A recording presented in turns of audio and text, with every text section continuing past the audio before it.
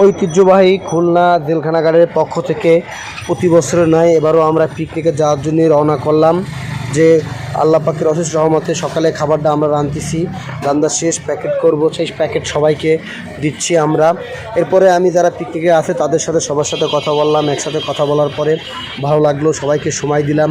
যে দেখেন একটা পরিবারের মতো সবাইকে সময় দিই আমি সব সময়ের জন্য। তারপরে যে ট্রলারে উঠবো, ট্রলারে সকালে খাওয়া শেষে আমাদের সিনিয়র যারা আছে তারা ওইখানে আসে। তারপরে আমি ট্রলারে উঠে সবার সাথে কথাবার্তা বললাম, সবাইকে দিক দিশানো দিলাম কী দিয়ে কী কোনভাবে কী যাবে। আর আমি সবার সামনে দাঁড়াইলাম। মাহবুব নেমে গেল। তারপরে যে নদী পথে আমরা যাচ্ছি সেই নদীর ভিডিওটা দেখাচ্ছি আমি। যে নদীতে আসলে কিন্তু অনেক ভালো লাগে, সব সময়ের জন্যই আমরা সবাই যে নদী পথে ঘুরতে ভালো লাগে, শফিকে দেখাইলাম। তারপরে একখানে পিকনিকের ট্রলার থামে আমরা চা খাইতে উঠবো। সেই চা খাওয়ার পর্বেই সবাই এক এক করে উঠতেছে, সেই সবাইকে আমি এক এক করে দেখাইলাম।